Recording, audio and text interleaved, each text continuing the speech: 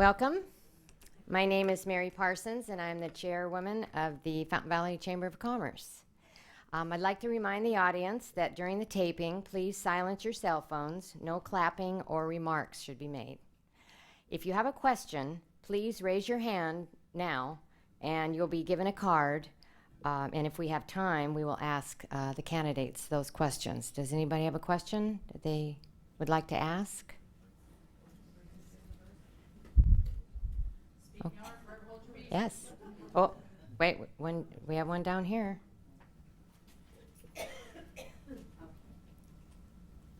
Oh, he already has a card.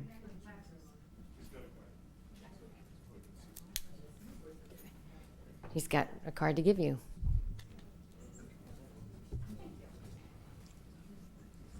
Anybody else? Going once? Going twice? Okay. Oh, I think I'll stand up here first. Okay, the Fountain Valley Chamber of Commerce is proud to sponsor this forum tonight. The Chamber acts as a spokesperson for the business and professional community and institutes action on behalf of its members. It renders specific services both to the members and the community. Our purpose is promoting the progress of our community. The relationship between the Chamber and the city is a unique team effort. By working together as a team, we can make our city and our business community stronger and truly a nice place to live and work. Now, we will start with opening statements with Cheryl Brothers, and the closing statements will be in reverse. Cheryl? Well, I can't talk in reverse. Oh, yeah.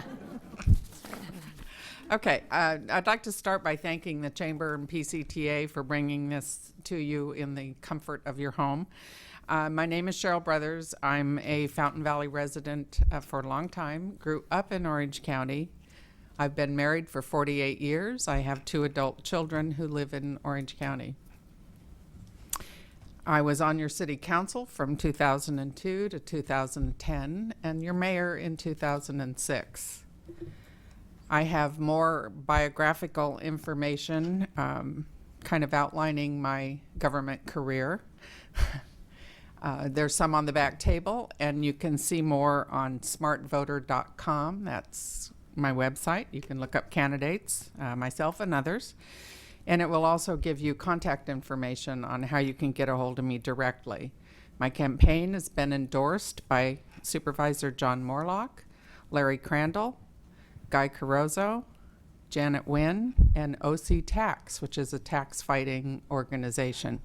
That's the beginning of my endorsements, and you can follow my campaign on smartvoter.com, where I will be listing endorsements as they come in. So I look forward to your questions, and thank you again for the opportunity to talk to you. Steve? Thank you, Mary. I'm Steve Nagel. I'm on your city council at this time.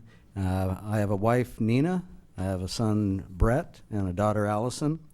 And I also want to thank the Fountain Valley Chamber of Commerce and PCTA also for hosting tonight's candidates forum. I appreciate the opportunity to present my ideas and share with all residents my perspective on the issues facing our current city council and future city council. It has been my privilege to represent you on the city council for the last 4 years and served as mayor in 2011. And I bring over 33 years of Fountain Valley public safety and community service experience to our diverse community, and also I feel I have a unique understanding of our community, having worked in all the neighborhoods of our city during my time with the fire department. And I appreciate what we have in this town with great neighborhoods and a business community that is very vital and active. Serving on city council has been challenging and rewarding, and balancing the budget each year has also been a challenge, but we've been able to do that through and reducing our pension liabilities and saving over $5 million over the last 4 years with cuts that we've made. We've added one additional paramedic unit during this time, and subsequently We've also increased our reserve funds in spite of the legislators' raids on our tax dollars. I was honored, I would like to continue to serve on the City Council and continue the continuity that we have, and also to assure financial stability in our city and sustainability. I promise to continue to be accessible and committed to listening to you. My priority is fiscal responsibility while maintaining the high level of fire, police, and public works. Thank you. Thank you. Thank you, Steve. Brian? Thank you so much for being here tonight. Thank you for watching from the comfort of your home. Thank you to the Chamber of Commerce as well. I just wanted to talk a little bit about myself. I'm your neighbor. I live right down the street. I've grown up in Fountain Valley, attended school in Fountain Valley. I hope to raise a family in Fountain Valley as well. This community is very dear to my heart. I'm a local businessman with a window washing company, and I also work in a local bank too. I'm an Eagle Scout and an active volunteer. I've volunteered with the community for many years through the Chamber of Commerce, the Activities Committee, and the Fountain Valley Community Foundation. I will promise you that I'm not going anywhere. I'm here for you because I am your neighbor. I'm here to make sure that your voice is heard, and transparency is a top issue. And you can send a smoke signal, you can send a messenger pigeon, you can call me on my cell phone at 2 o'clock in the morning and I'll still pick up, because the truth is, I have 58,000 bosses, which is all of you. And I want to hear how you want your government run. Also, I want to fight to maintain a great police department, a great fire department, and make sure that response times are not cut and we still have the best possible public service that you deserve, while also being fiscally responsible, as Steve pointed out. I also want to maintain a great place to raise a family. Fountain Valley is a vibrant community and we have a lot to offer, so I want this to be a destination where people want to come to, and also celebrate our Vietnamese and Hispanic populations through diversity. I'm endorsed by Chris Van and Michael Moodian. Thank you. Thank you, Brian. Pat? Good evening, residents, citizens of Fountain Valley. I want to thank the Fountain Valley Chamber of Commerce and the PCCAA for hosting this event and making it happen. My name is Patrick Tucker. I'm a resident of Fountain Valley since 1994. I've been married to my wife since 1990. Just celebrated 22 years. I grew up 12th child of a family of 15. My father was a blue-collar worker. My mother was a homemaker, and a home she needed to make with 15 kids, trust me. I've been 26 years with the same company. Started out at the very bottom, the most entry-level position, and today I'm Vice President of Operations of an enterprise that's equal in size and budget to the city of Fountain Valley. I know how to run an operation that size. We have over 125 employees, and I am in charge of the day-to-day operations of all 19 stores. In the past, I've been on the Fountain Valley High School Baseball Board, where I was a board member. I served on the Planning Commission in 2011, 2012 for the city of Fountain Valley. I am endorsed by the Lincoln Club and also by Devin Dwyer, who is a city council member in Huntington Beach, Mayor Pro Tem. Some of the things I would like to take a look at when I'm on the city council is many of you have come to me and spoken to me about the fact that we only have Time Warner Cablevision. I would like to take a look at the opportunities for maybe Verizon or AT&T Uverse to come in as a possible cable TV franchise alternative. Through my life, another thing I want to really get clarified is term limits. In 2004, you, the residents of Fountain Valley, voted in term limits, which was 3 terms of 4 years. We have some people who have hung on to their seat and decided that clock started in 2004. That might be the letter of the law, certainly not the spirit of the law. That's something I would really like clarified and take a look at that. Time. Thank you. Thank you, Pat. Okay, we're going to start with our questions. Question number 1 will be to Cheryl. What expertise do you bring as a potential council member to facilitate business development or to help you make appropriate construction decisions? Thank you. I did serve on the Fountain Valley Planning Commission for 6 years, and during that time I also served on the sign committee. That really gave me a leg up when it came to looking at building decisions as a council member. And I think it was an education that prepared me to look at all sides, protect neighbors, allow business, allow smart growth, and again, while protecting neighbors. Thank you, Cheryl. Steve?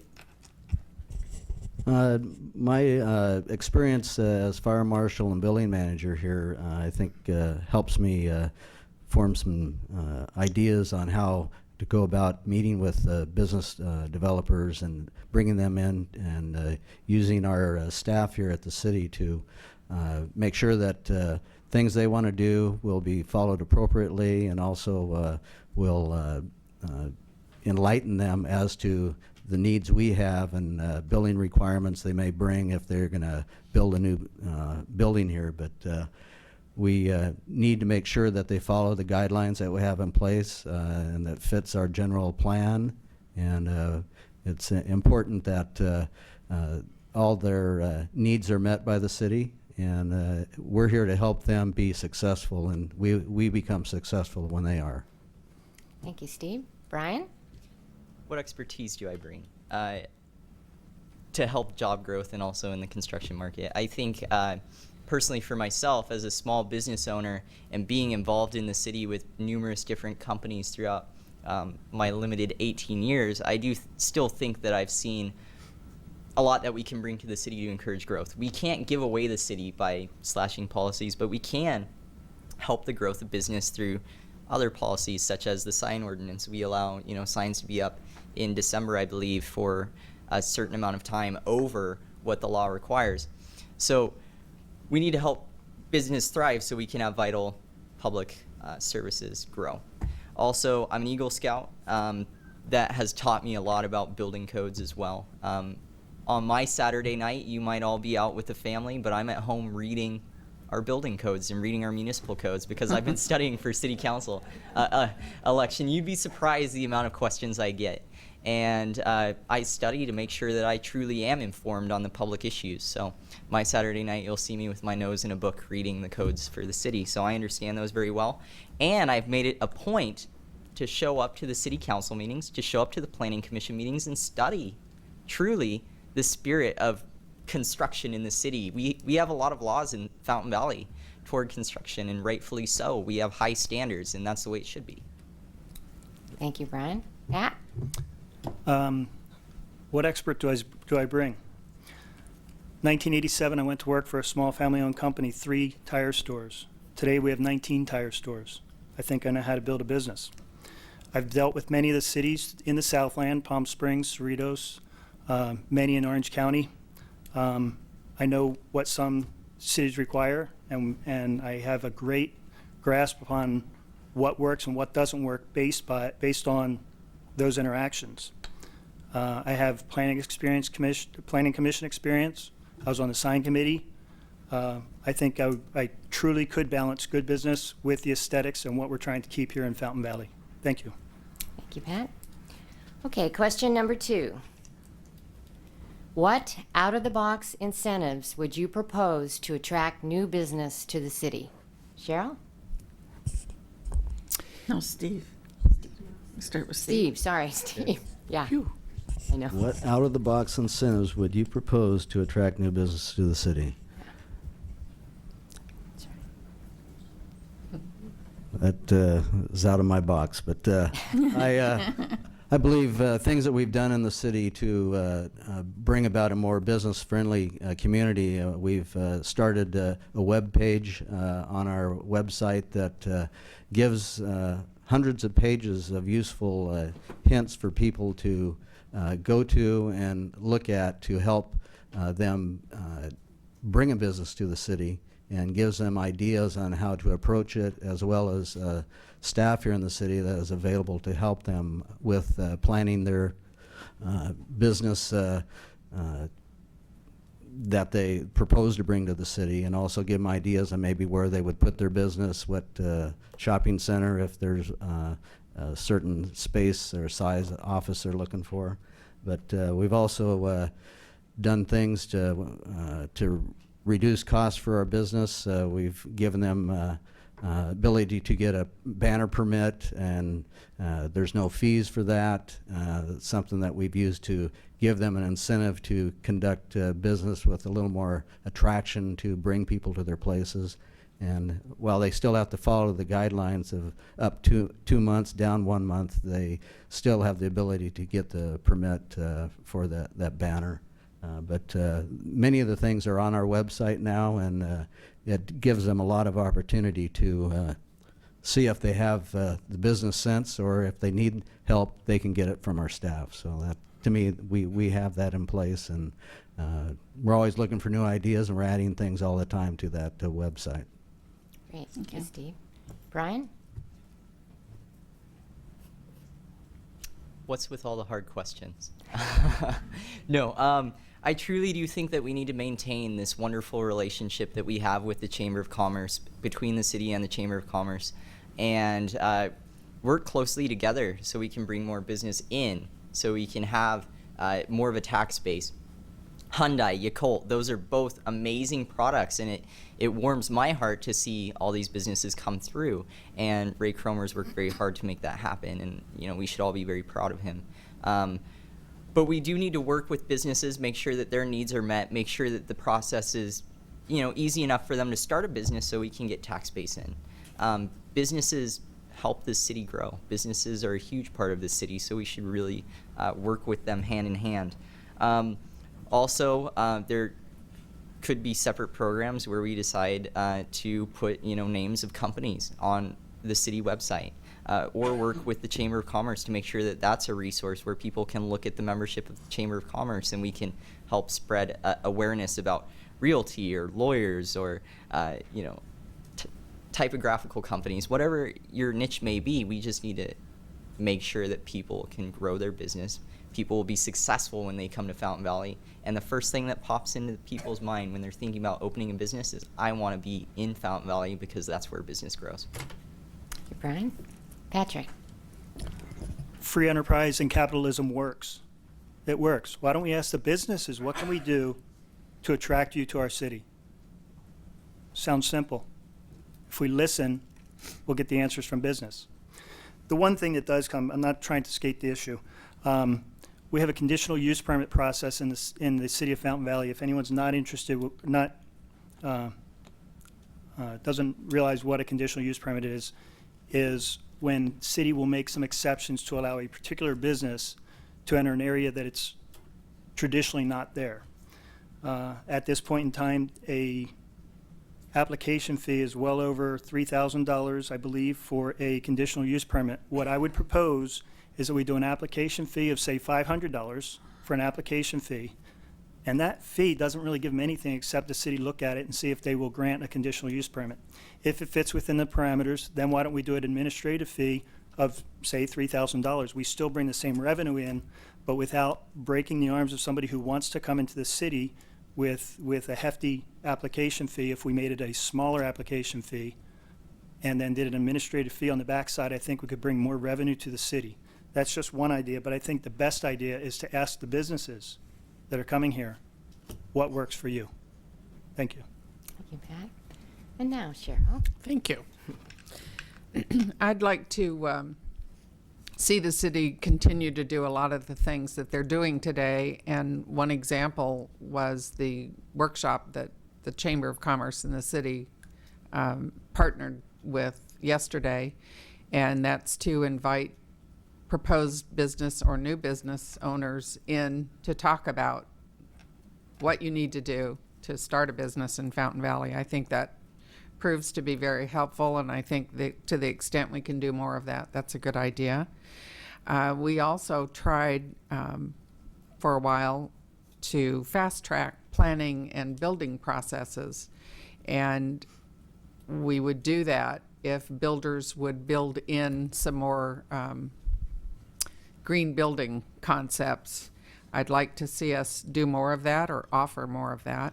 I think we also need to, it's about time that we look at the sign code, not necessarily going to make major changes, but I think it needs to be reviewed and updated. And to keep taxes low for people who live here, the fees that are charged are meant to be cost recovery.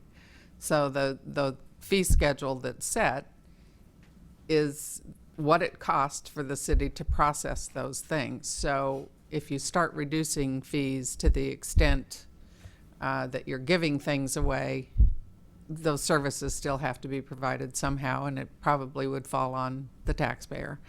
So I'd like to see us keep continuing to do what we're doing today. I think we're on the right track. Thank you. Thank you. Okay, question number 3, we're going to divide into 2. When we did the PowerPoint, it was all one question, but now we're going to divide it into 2. Brian, you're up first. So, what is your opinion on the Coastline Community College District's Measure M requesting a $698 million expansion?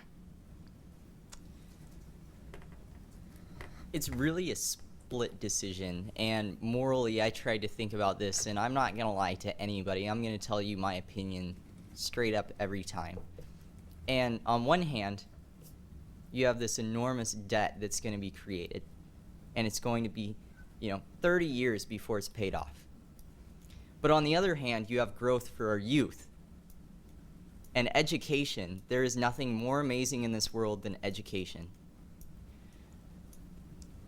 The part of me says they can take away all your material possessions, they can take away everything that you own, but they can't take away your education. And we owe it to our youth to make sure that they receive the proper education to run this city correctly when they take over the reins. I'm in support of Measure M, but there is going to be that recovery period, and hopefully we can figure out a better way next time. Anything for technology, anything for our youth, I'm a big supporter of. You, Pat? Measure M. It's another tax. I'm not for it at all.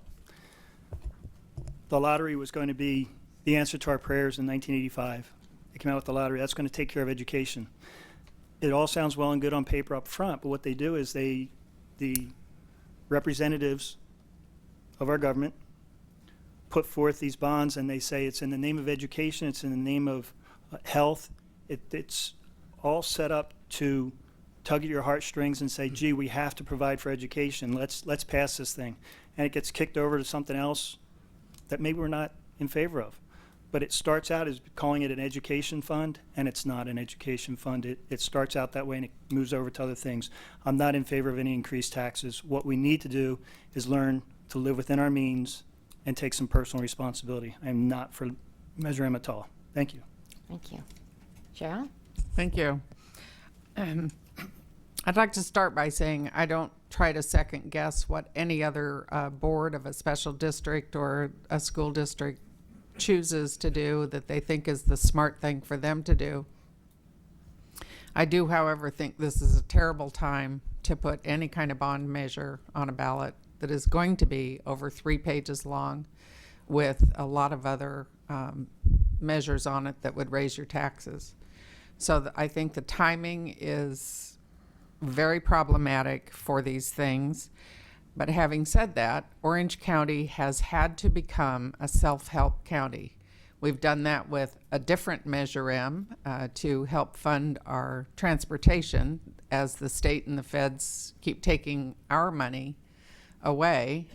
We've decided to self-fund so we could provide a quality of transportation services. This traditionally has been the state's responsibility to fund education, but the rules are changing almost daily. And in an effort for the state to balance their own budget, they are raiding local coffers. So for local schools, special districts, local government, to keep up the quality of education and service they want to provide, they are having to self-fund.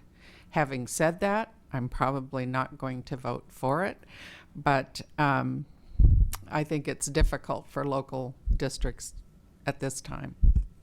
Thank you, Cheryl. Steve? This is just Measure M, right? Yes. Okay.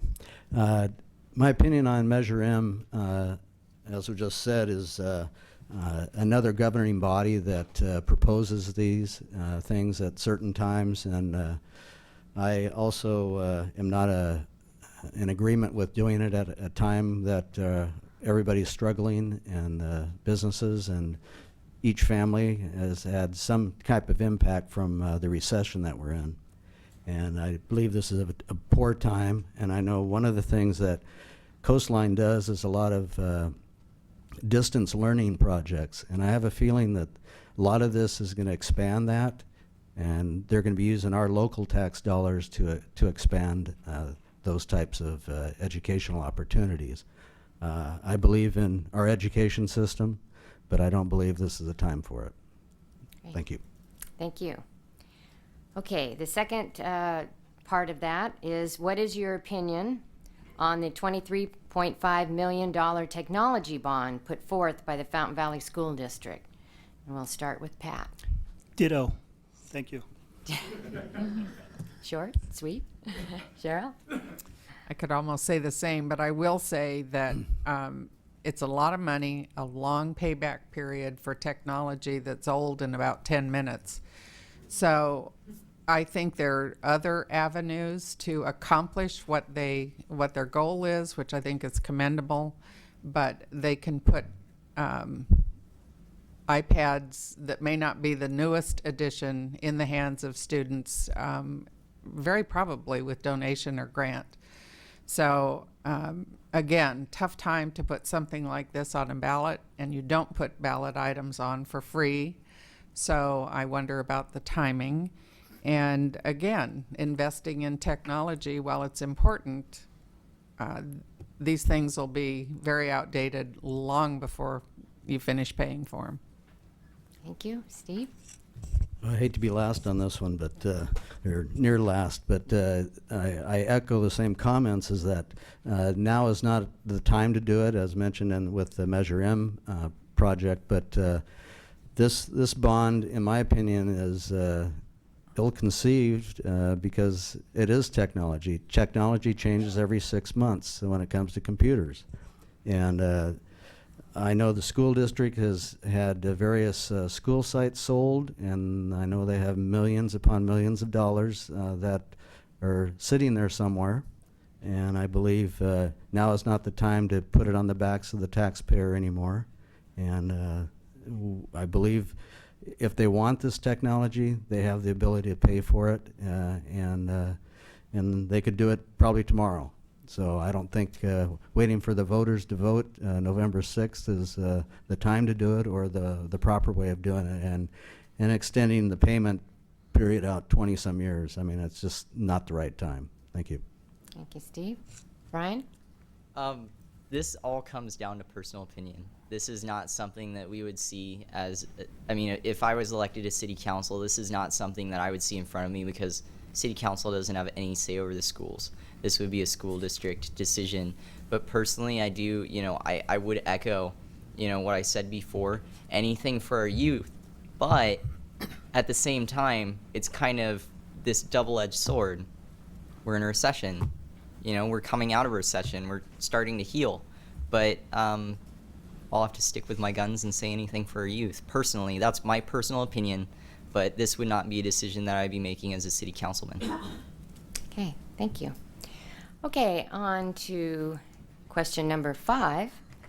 List the 3 most important programs that you feel are most impactful to the city.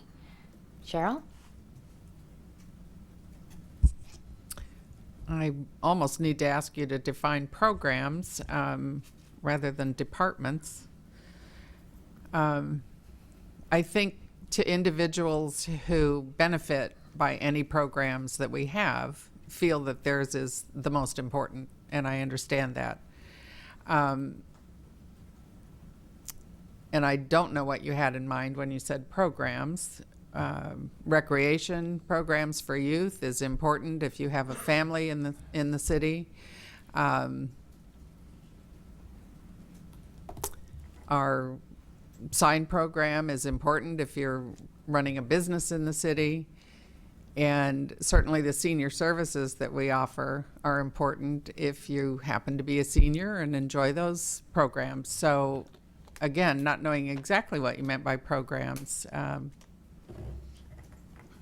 I think it depends on your point of view. Thank you. Steve? The three programs that I'm thinking of right now is our Fountain Valley Community Foundation.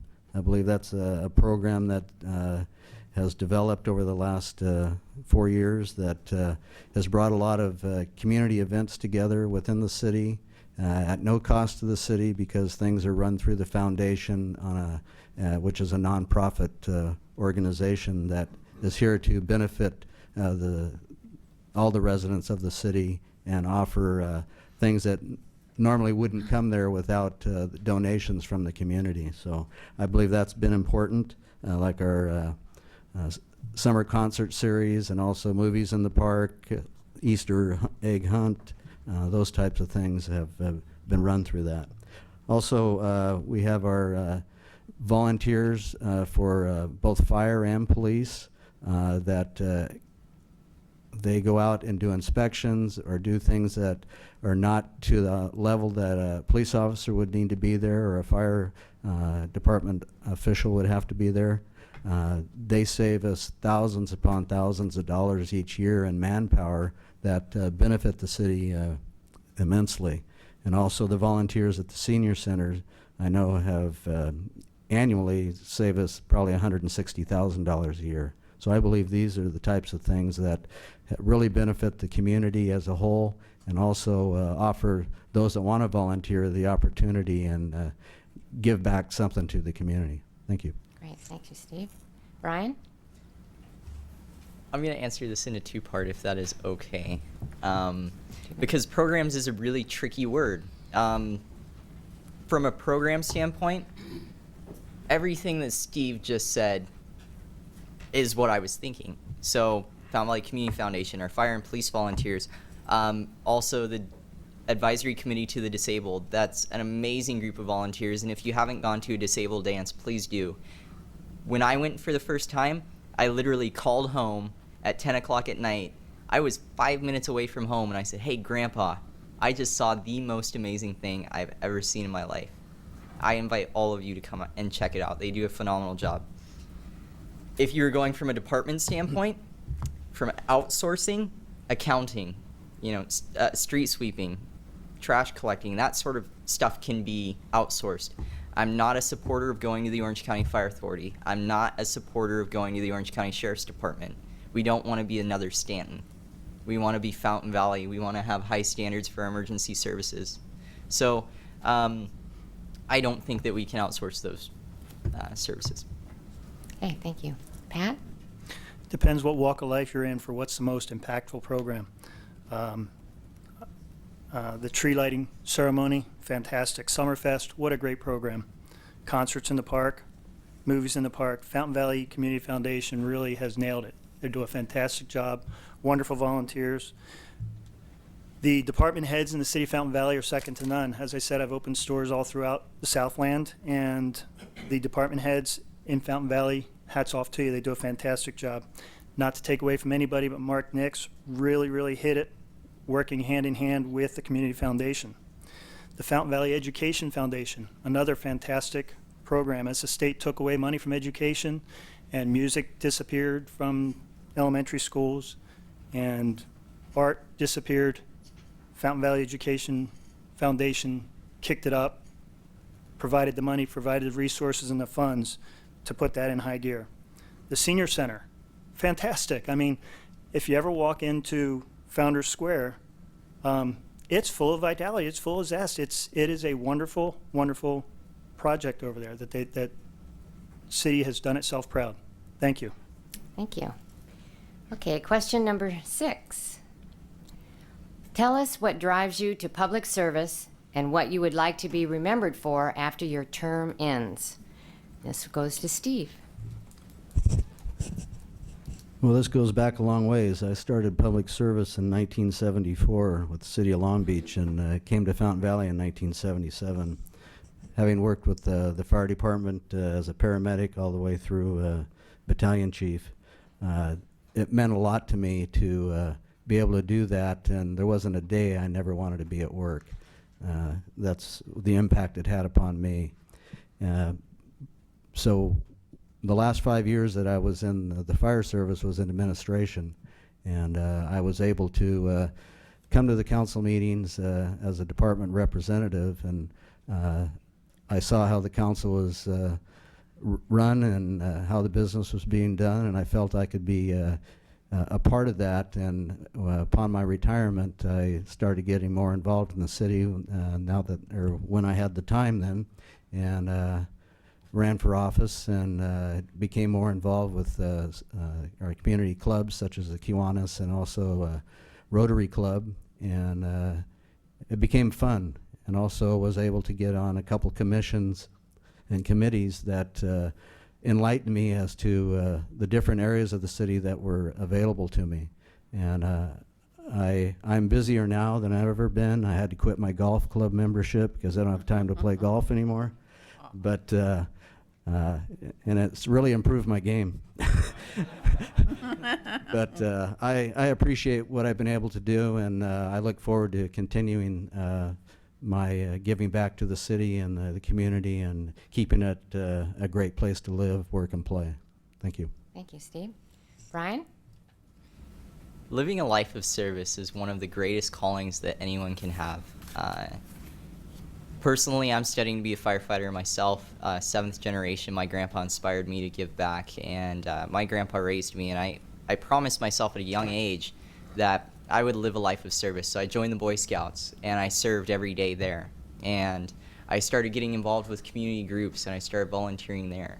And even till this day, I understand that I have bills to pay, and I understand that I have to buy books, and I have to pay for tuition, and I have to pay for my medical bills and stuff like that. But the cherry on top is really being able to give back to such a vibrant community, being able to work with people and see a smile on their face. The best reward is seeing somebody smile. And what drives me to go to public service is knowing that I'm making a difference in somebody's life at that second, and I've done something with my life. And I've been able to have somebody walk away and say, man, that person really cares about this community, because I am your neighbor. I grew up here. I want to see this community grow. I want to see it thrive. And I truly care about this community. I'm not running to move on to Congress or anything like that. I'm running just for these 4 years. And if I decide to run again, I will. But I'm living in the moment because I want to serve you.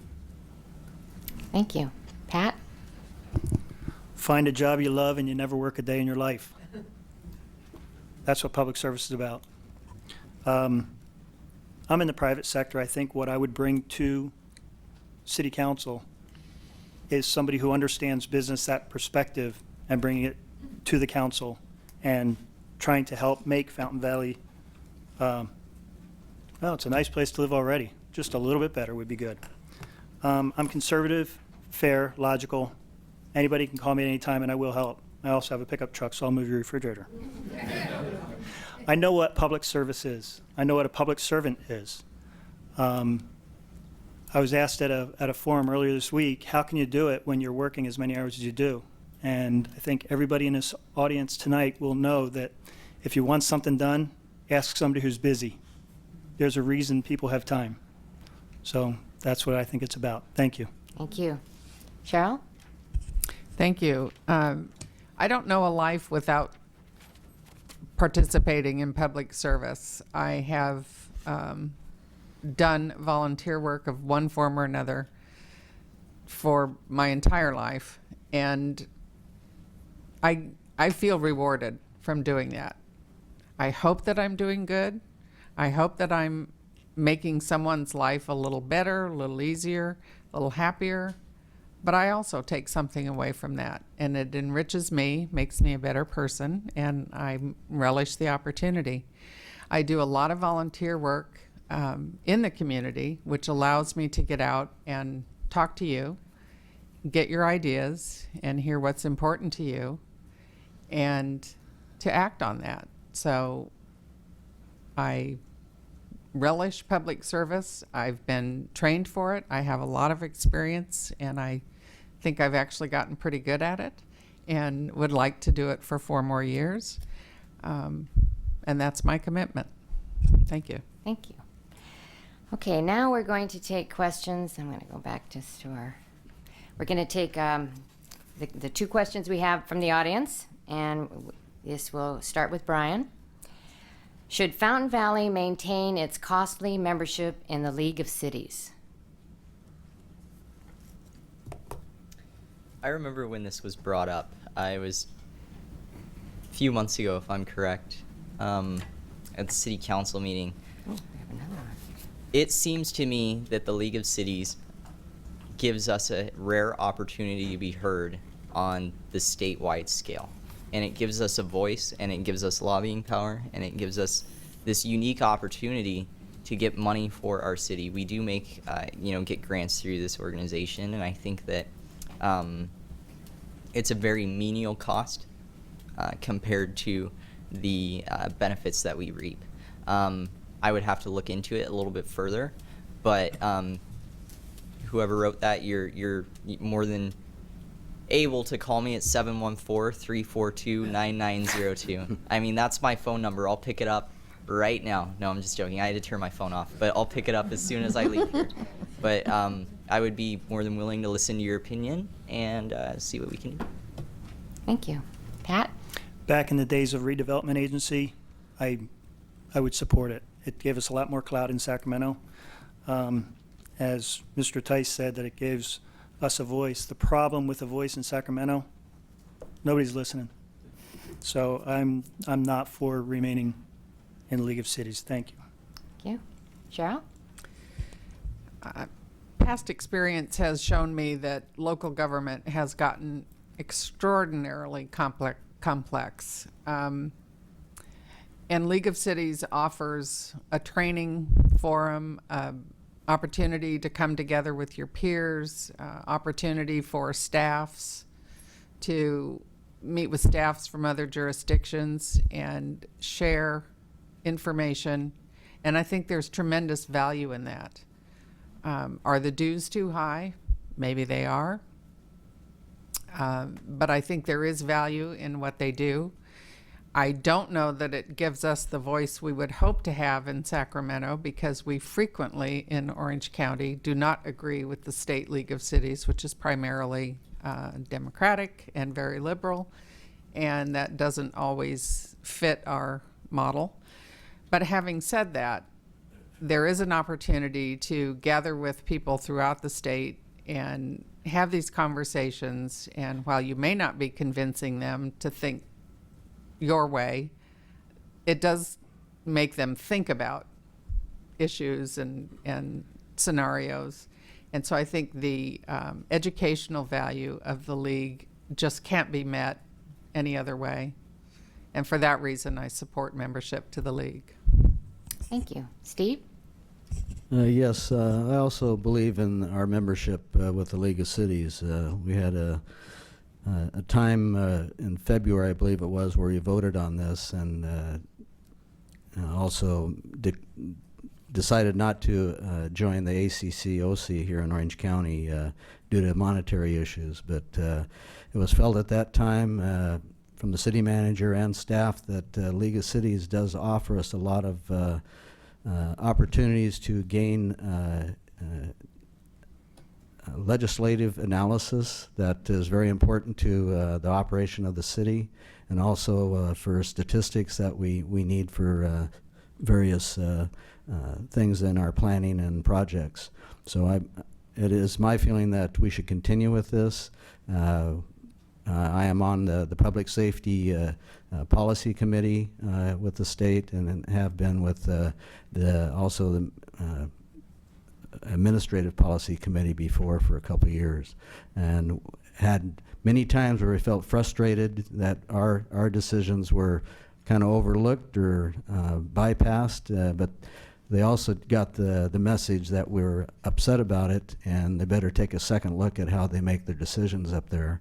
And but on the most part, there's 430 plus cities that are members of this, and I think you're better off with large numbers and a single entity. So I do believe it's a worthwhile agency. Thank you, Steve. Okay, another question from the audience. This one will go to Pat first. Capture and release or kill coyotes? Capture and release far, far away. Capture and release. Okay. Cheryl? I think capture and release in some cases is actually kind of cruel. You're taking them out of their pack environment. Killing them, if you listen to Fish and Game, they'll tell you that for every one you kill, there's going to be 3 that come in to fill that void. I have attended all of the community meetings that we've had regarding coyotes, and I tend to sit in the back of the room and not speak because that's where you hear the comments from the audience, the best, the people who won't speak out loud. And I think they're on the right track with public education because the comments back there are, everybody knows Mrs. So-and-so down the street that feeds all the stray cats in the neighborhood. And that's just like baiting a coyote. So I think we need to get smarter. I do think they're here to stay. And as we build out in our hills more and more, it drives them into more urban areas where their food source is. So we have to get smarter about it. And I don't think necessarily killing them is the way to go because I do think they just repopulate faster. And trapping and release is very difficult, partly because they're very hard to trap. Thank you. Steve? Well, I would be more inclined to trap and release, but as Cheryl said, the community events that we've had where we've had citizens come forward, Fish and Game, police department, sheriffs, everybody that's involved with, and animal control, everybody that's involved with helping make a change in our areas when we do have problems with coyotes. But we do have our channels that run through the city, and that's how they make their ways up and down our communities. But it's a touchy situation because you're dealing with the environment. They say they're protected as animals, and we try to do our best. But if they are problematic, it's my feeling we should trap and take them somewhere else. Thank you. And we have one more question. Brian. Sorry, Brian. Skip that one. I know. That would have been Okay, beneficial. No. Brian? I go jogging normally at about 5 a.m. in the morning, and I see the coyotes multiple times, and they look like big huskies from far away. They're huge, and it's a little intimidating, but I can run faster, so I'm fine. No, I'm just joking. I'm very inclined to catch and release. If somebody is attacked or a child is hurt, we will have to euthanize that animal. But in all cases, I am a huge advocate for catch and release. Again, it's a safety issue, and I think the county is doing a great job, and so is the city. They're doing a great job in education, and that's really all we can do. Leave your pet's food inside. Don't leave it outside. Bring your cats in at night. Don't let your children play at night, alone, because they are big. They're bigger than the coyotes that I saw when I used to go to Trabuco Canyon every weekend. I mean, they're huge. So just education is the most important tool here, and I'm a huge supporter of catch and release. Thank you. Okay, our last question from the audience, and we're starting with Cheryl, is would you support televised council meetings? Did you read my closing comments? Actually, yes, I do support that. That's one of the things I'd like to work toward over the next 4 years is we have this wonderful association with 4 cities involved in the PCTA, which is filming this for you tonight. And 2 of our cities in the association do televise planning and city council meetings, and 2 do not. And it's partly fiscal and it's partly a philosophy, but I have always supported televising. I would work toward that end again over the next 4 years to bring you all of this important business Actually, our meetings last, I think an average meeting is about 30 minutes, so it wouldn't take you long to watch a whole council meeting. Planning meetings actually run a little longer, but it allows people who want to see and hear what's going on but don't really have a dog in the fight, so to speak, the opportunity to stay informed, see how their government works, but to do it in the most convenient way. And I think we have the ability to do that, and I'd like to work towards that. Thank you. Thank you, Cheryl. Steve? Yes, I also tend to lean towards televising our meetings. Doing it right now, I don't think's a great time because of the cost factor in it, because there is a startup factor that would be somewhat substantial. But I do believe that the citizens are entitled to know what goes on up here and how we conduct our business, and I believe it gives them an opportunity to take more of an interest in city business, and also know that we're keeping them their tax dollars safe, and that we're doing what needs to be done to run a business such as the city.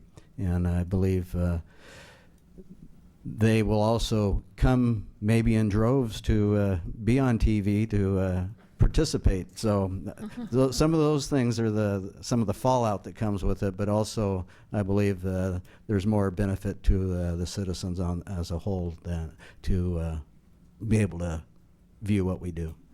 Thank you, Steve. Brian? Yes, but only if you get my good side. I do have ideas for stirring revenue for the city, having our own ambulance services, turning off the lights at the recreation and senior center at night, managing our water bills within the city, making sure that we're watering our parks at the best time, making sure that our parks are, running as efficient as they possibly can. Maybe we could take revenue from that. But again, we are coming out of a recession and everything's very tight. But I do believe that it's so important for people to get involved with their government. It's exciting. Government is exciting, believe it or not. And if people want to be involved, I would love for them to see from the comfort of their own homes. Thank you. Pat? I don't know what the startup cost would be. I'm just not privy to that. I just have no idea, but I can't think it'd be more than $1 per citizen. I'll cover everybody in the room right now. Absolute transparency. It should be on TV. Planning Commission should be on TV. School Board, all three. Those three entities should absolutely be on TV. We are conducting the people's business. They have every right to know what is going on in their business. Thank you. Thank you. Okay, now we are going to do our closing remarks, and we're starting with Pat. Thank you very much. Nothing in life was given to me except a safe home, some guidance from my parents, and opportunity. I capitalized on the opportunity. When I was in high school, we did not have money for me to go to college. So I decided that I was going to work real hard, and by the time my friends got out of college, I was going to have the job that they were going to get when they come out, and I'll be 4 years ahead, and I'll have that income potential already behind me, and they'll still have student loans. It worked for me, okay? Hard work pays. I'm willing to work hard for the city of Fountain Valley. The city of Fountain Valley is far from broken. It's not even slightly broken. But like your automobile, you don't wait until it's broken to take it in for an oil change and do the proper maintenance to make sure that Fountain Valley remains a nice place to live. I'm willing to do that maintenance. I'm willing to provide my time, the expertise I have through my business, to provide the insight to the council on what's important for businesses, what's important for residents. I've been a resident here since 1994. My wife's a school district in this town. You have a very important decision to make in November. I'm sitting up here with three very honorable people. The decision you need to make is, who do you want to operate your city from this bench? Who provides your interests, not their own? And you've got four honorable people to choose from. Thank you. Thank you, Pat. Brian? Thank you, Patrick. That was really nice. I really do mean that. Me personally, I have kind of the same route as Pat. I grew up in this community. I've been here for all 18 years of my life, and just seeing this community and growing up in it, you know, it's been a phenomenal experience. And I've worked hard for what I've had in my life. I pay for my own college tuition. I pay for my own books. I, you know, work hard in my own business. I have 2 jobs. There was a point in time where I was working 3 jobs to make sure that I was able to pay for my medical bills when I broke my wrist. And I never ask for anything to be handed to me. My family is loving. They take care of me. But there are certain times when I tell them, no, you don't have to pay for that. I'll take care of it myself. And the city's budget is such a big hot button issue, but you have your city's budget, you have your money, you don't go over that. It's not rocket science. And if we could tell that to the people in Washington, maybe we could not max out our credit card. But that's another issue. I'm an Eagle Scout. I learned a lot through the Boy Scouts of America. It taught me how to be a man. And I think that I can't speculate for what you want, but I know what I would want in a city councilman, and that is somebody who cares about the community, is willing to fight and advocate for the community, and will stop at nothing to roll up their sleeves and do the work that needs to be done. So in November, like Pat said, you have 4 amazing people, and I wish that everybody could have a seat on city council, but it really comes down to what you believe in. And I thank you for your time. Thank you, Brian. Steve? Thank you, Mary. I appreciate the opportunity tonight to offer my ideas and express my views on the issues facing Fountain Valley. As your council member, I promise to continue to protect your property rights and preserve the neighborhoods and parks we enjoy on a daily basis. We continue to promote and look for opportunities in the city that make sense and will enhance our tax base and ensure the sustainable future for our city services and infrastructure demands. Living within our general plan will ensure Fountain Valley remains a nice place to live, work, and play. And having worked in every neighborhood in Fountain Valley during my firefighter career, I think gives me that unique perspective of the city's diversity and history that for me to make common sense decisions considering the emotional as well as long-term effects upon the benefits or effects upon our city. I want to thank the Fountain Valley Chamber of Commerce again for hosting tonight's forum, and much has been done over the last 4 years on the City Council to assure Fountain Valley's fiscal stability, but more is required, and I promise to continue that continuity and will work tirelessly with integrity to achieve these goals with my fellow council members. I want to let you know that I am endorsed by the Republican Party of Orange County, Dana Rohrabacher, Assemblyman Alan Mansour, and also former Assemblyman Van Tran, former Mayors Guy Carozzo and Loran Cook, and also current council member and former Mayor Larry Crandall. I appreciate the opportunity tonight to speak with you all, and I would appreciate your vote on November 6th. Thank you. Thank you, Steve. Cheryl? Thank you. I think everybody in the room and everybody sitting at home knows that these are tough economic times, and local government has become more and more complex over the last handful of years. As I stated before, the state is balancing their budget largely on what traditionally has been local funds, and that's making running local government harder and harder all the time. I have the experience. I know how the system works. With my time on council in the past and working for the County of Orange, I've built relationships with other city council members, with the state and with county government, and I can pick up the phone and do immediate outreach for help or advice. We're all in this together, and it's very beneficial to be able to share that information. We're soon going to see some changes in the top management of the city, and I think my experience will allow me to hit the ground running from day one and be more of a participant in that. I don't believe that anybody brand new to city government would be in the position to make the decisions that the city's going to face over the next year. I'd again like you to follow my campaign and see how to contact me on smartvoter.com. My goal would be to televise or webcast city council and planning meetings, maintain our quality of service without raising taxes. We need to live within our means. We've done that very well. I'd like us to continue to do that. My volunteer activities in the community allow me to speak to you. I'm accessible. I've always had an open door policy. If you have an idea or complaint, I'm always happy to hear it, see what we can do to solve it. Thank you for the opportunity. You'll be receiving something from me in the mail. I may be knocking on your door, and I hope you take a minute to look at the information that comes to your home. Thank you again, and hope I have your vote in November. Thank you. Thank you, Cheryl. Okay, in closing, I'd like to thank the city for providing this venue, all of you for coming, and Public TV for airing this forum. I would also like to introduce the committee who organized this effort.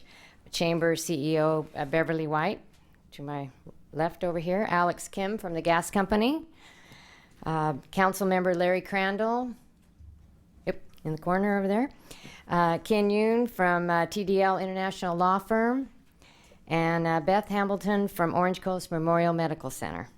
Now, please, don't forget to vote on November 6th.